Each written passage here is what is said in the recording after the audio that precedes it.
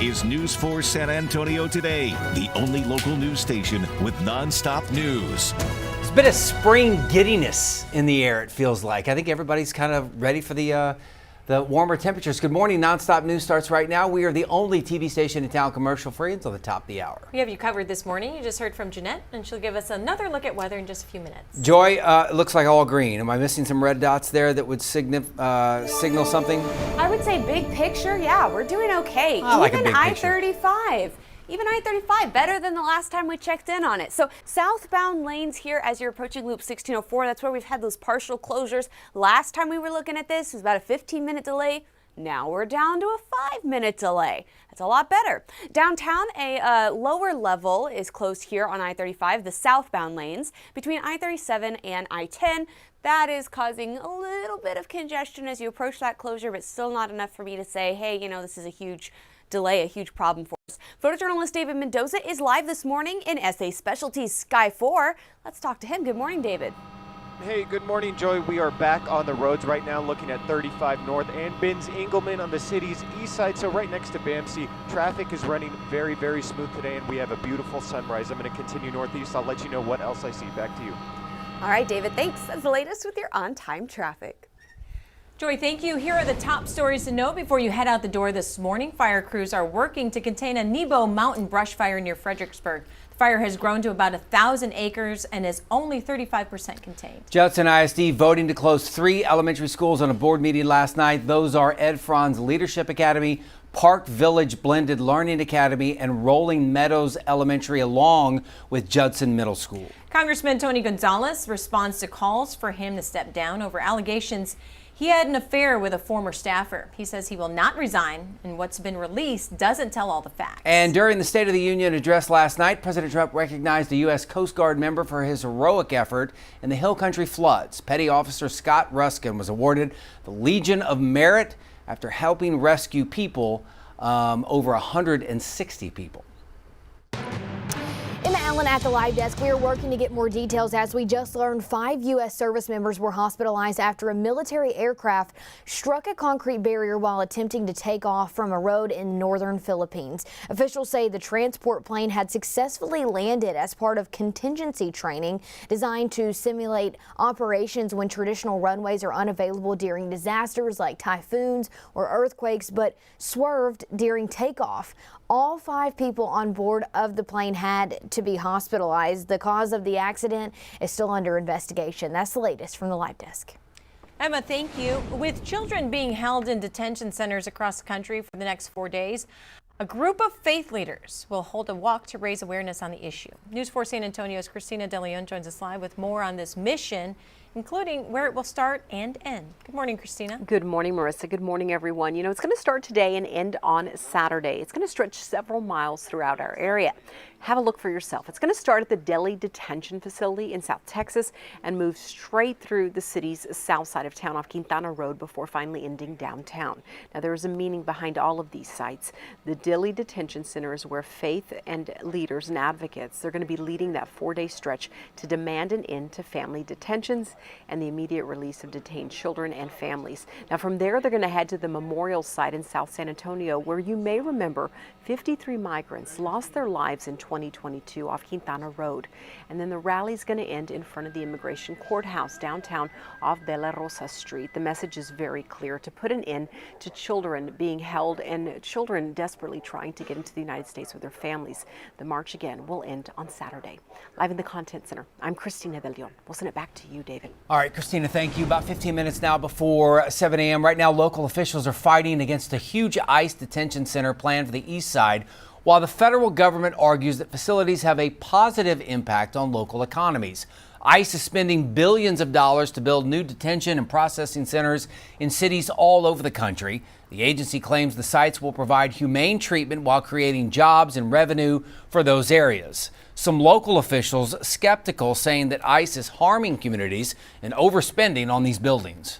It reeks of kleptocracy, of corruption, of people making money under the table. San Antonio played a part in allowing 600,000 to come through this country. They need to play a part in helping also remove them. What newly released documents show about the recently purchased facility and what ICE still won't tell us about the project. Don't miss the News 4i team's investigation tonight at 10. San Antonio Mayor Gina Ortiz Jones, facing a possible censure later this week, issued an apology to Councilwoman Suk Kaur Tuesday. Despite an independent investigation found ways the mayor could ease tensions at City Hall through training and removing herself from the city's governance committee, the mayor says she won't step down. Mayor Jones faces a possible censure vote Friday. A third-party investigation into Mayor Jones's conduct found that she violated the city's prohibition on workplace violence in her interactions with Councilmember Kaur earlier this month.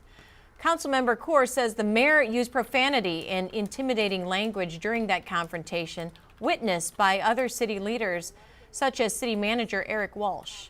I have apologized to her privately, but I wanted to make sure everybody knew that I had done the right thing and certainly apologized for hurting her feelings. Earlier this month, Councilmember Kaur filed a formal complaint against the mayor and is recusing herself from Friday's censure vote. So yesterday at noon, we discussed the possible censure with Councilman Mark White. I asked him flat out if he still has confidence in the mayor's leadership going forward. This is what he said.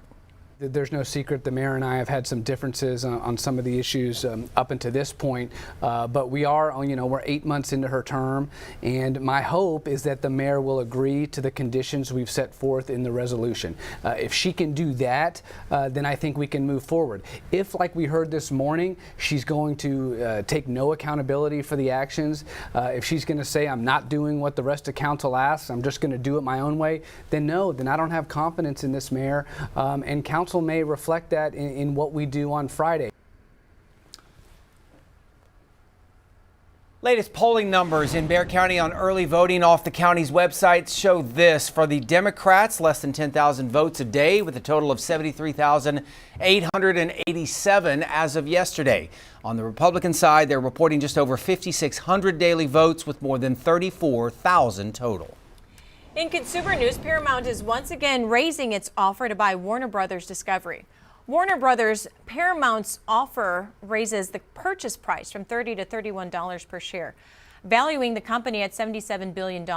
Paramount is also offering to cover potential costs to cancel a deal with Netflix and a $7 billion safety net if regulators block their deal. The board is set to vote on this March 20th. Talk about caught on tape. A jewelry heist gets busted because the robbers filmed themselves doing it. This was in California. Bad guy seen here on video using a crowbar to hammer away at a safe to break it open. Okay, so that's not security video. They're taking this video, and then they recorded themselves doing this, splitting up the goods. $2 million in stolen items. You can see one of the guys clean as day. The Ventura County DA used that video against them. They're now in jail. They'll spend the next 4 years in jail. A sanitation worker in Ohio gets a surprise. He was on the job and wheeling a bin to a sanitation truck when there was a man inside and he jumped out. Look at him. He's pointing. There he is, right there. Heights police say the man in trash man was on the run after a traffic stop. The officer lost sight of the man until a patrol vehicle stopped behind the sanitation truck, and the man jumped out of that trash bin. That officer caught up with him and took him into custody. Officer looked like Forrest Gump running after him. He ran him down. Yes. This is the best story of the morning. This is from Richardson, Texas, where a high school swim team paid off their custodian's medical bills. So this is at J.J. Pierce High School. The swim team found out the guy was in the hospital. They held this swim-a-thon to raise money. They raised $17,000, and that was just the start. We have you a brand new bike from Richardson Bike Mart, but just in case it's raining and you can't ride your bike, we got you a car. Big thank you for everybody, for all the professors, for all the teachers and all the students. It's nice. The man later said, "The school is my future and my life." It certainly changed his. That money was enough to pay off his entire medical bill. Now your certified most accurate 4-zone weather with meteorologist Jeannette. My kind of story. That's so awesome. It is going to be warming up very fast throughout the day today. In fact, downright hot the next couple of days. The mornings, they're mild or two. In fact, you'll notice that this morning, temperatures mostly in the 50s and 60s. We'll get to the upper 70s at noon and then 80s and 90s this afternoon. Over the next several mornings, as you can see here, no 30s, no 40s. 50s and 60s. Chance for rain just about every day next week. Our pattern will likely change beginning on Monday.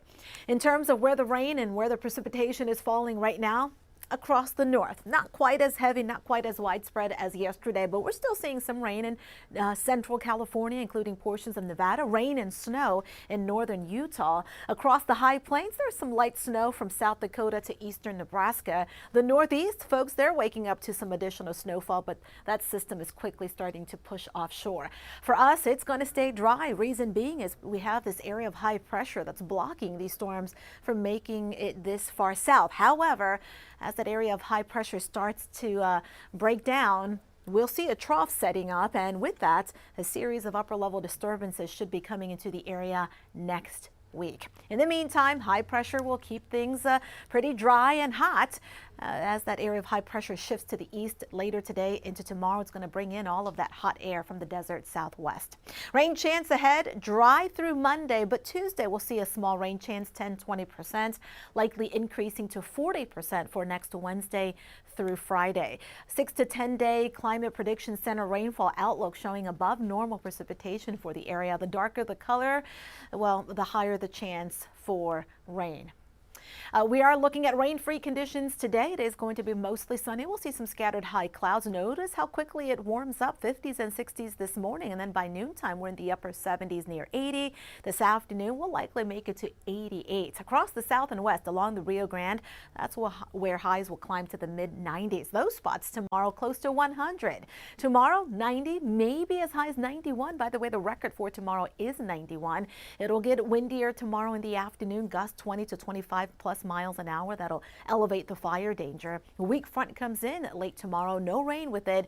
It'll help to drop temperatures a bit on Friday. Friday not as hot, but still well above the normal 69. Friday's forecast high 83. Over the weekend, we'll see highs in the mid 80s. We'll have that again on Monday, and then notice on Tuesday more clouds and temperatures not quite as warm. We'll see highs mostly in the 70s for the rest of next week with those higher rain chances. Here's the extended forecast for the other three zones. Be careful out there this afternoon. Again, hot the next couple of days.